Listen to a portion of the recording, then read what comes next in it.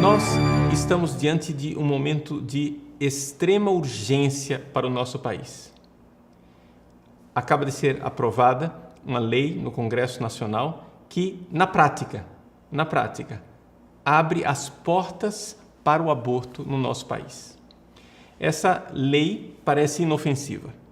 Trata-se de um estratagema político bastante elaborado, que não foi como estratégia, não foi nem sequer inventado pelo governo da presidente Dilma, mas tem uma raiz anterior que está nas fundações internacionais. Pois bem, vou explicar para você o que é que está acontecendo. Trata-se de um projeto de lei antigo que estava lá no Congresso até antes do próprio governo Lula e estava lá enterrado. Em que consistia esse projeto?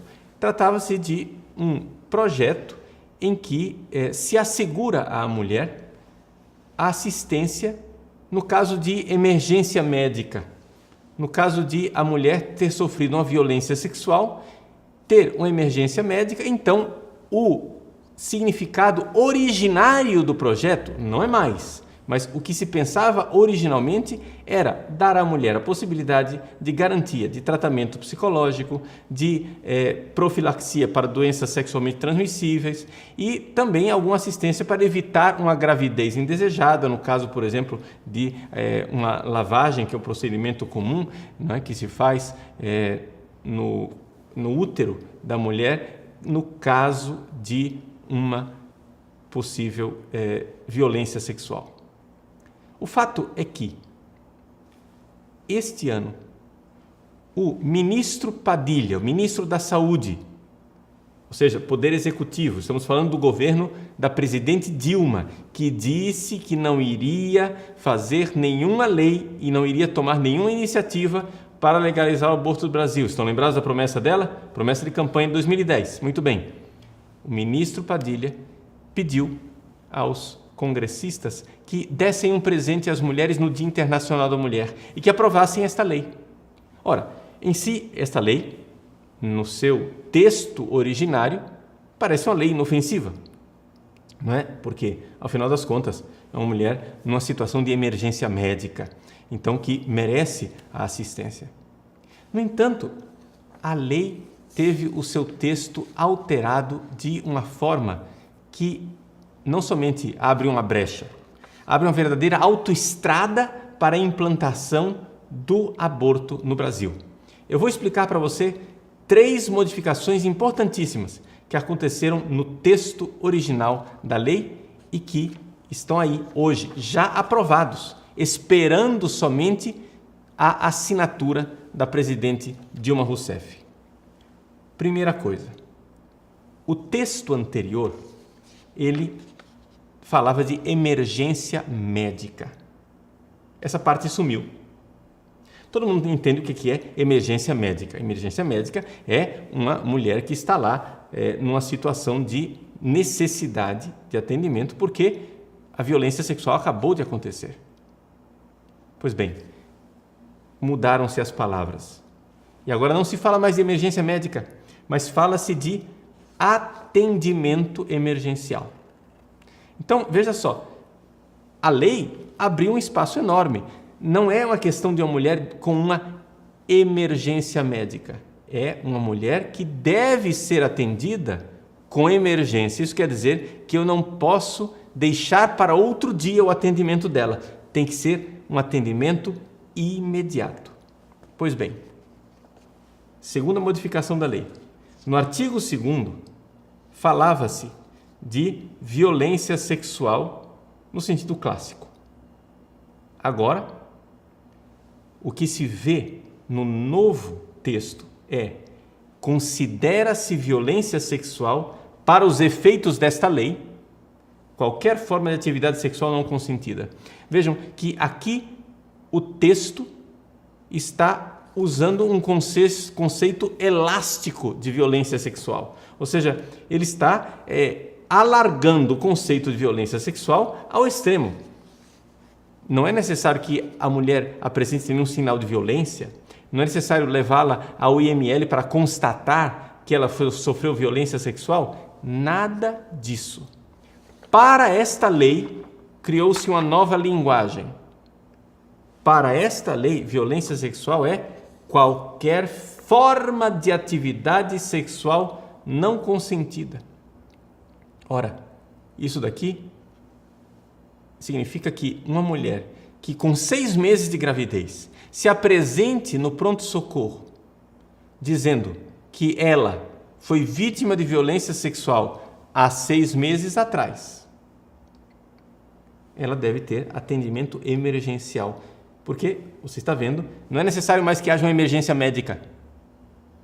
Basta que ela esteja alegando violência sexual. Por quê? Porque a lei não prevê absolutamente que se deva comprovar essa questão de violência sexual. Terceiro ponto importante desta lei é que, no artigo 1º, está dizendo que esse atendimento não é somente emergencial, deve ser um atendimento integral. Atendimento integral quer dizer o seguinte, que não estão somente contemplados os itens que estão aqui no artigo 3º, mas todos os outros possíveis atendimentos, inclusive aquilo que é previsto para o caso do estupro, não é? Que é o aborto. Então, vejam, o que nós temos aqui é uma rodovia aberta para que depois, com esta lei, entrem em ação 2 forças que irão ajudar a implantar e transformar essa lei aparentemente inocente na implantação do aborto no Brasil. Quais são as 2 forças? O Executivo. O Executivo irá fazer regulamentações e dizer como que isso vai ser aplicado. Segunda força, o Judiciário. Ou seja, sempre haverá juízes militantes e alinhados com a causa do aborto de plantão que irão interpretar essa lei dessa forma. Portanto, aqui nós estamos diante de uma situação em que o legislativo, sem se dar conta, sim, é importante saber isso, quando nós entramos em contato com vários senadores e deputados, os senadores e deputados ficaram boquiabertos. Não, mas não foi isso que nós aprovamos. Nós aprovamos, era uma homenagem às mulheres para que elas não fossem vítimas de violência sexual.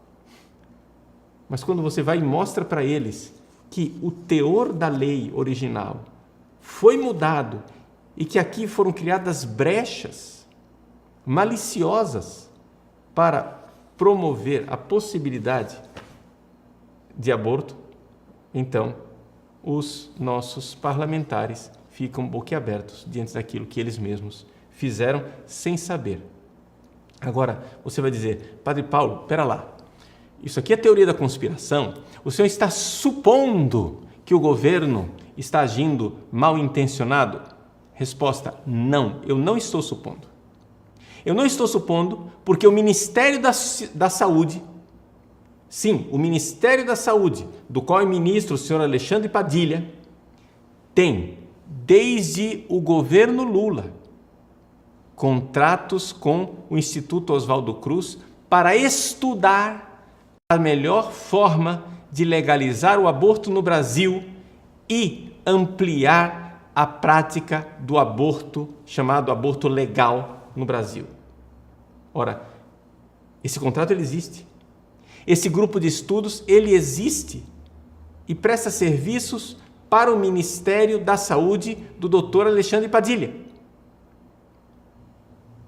Ora, nós, através grupos Provida, através de deputados, fizeram um pedido ao governo federal, ao governo Dilma, que explicassem qual é o conteúdo desses estudos que estão sendo feitos e por que é que funcionários do Ministério da Saúde estão sendo enviados para o exterior para receber treinamento. Que tipo de treinamento é este que eles estão recebendo? em que congresso eles estão participando e que tipo de técnicas eles estão aprendendo. As respostas não foram suficientes.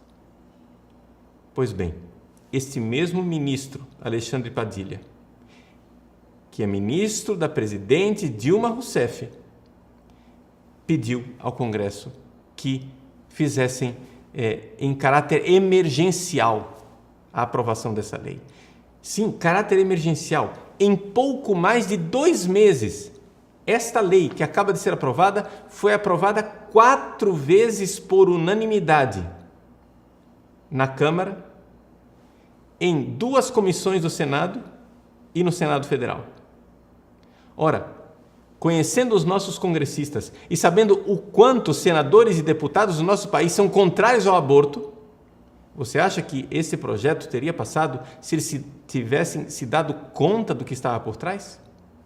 Mas o que está por trás é exatamente o que este grupo de estudos do Instituto Oswaldo Cruz está procurando promover no país.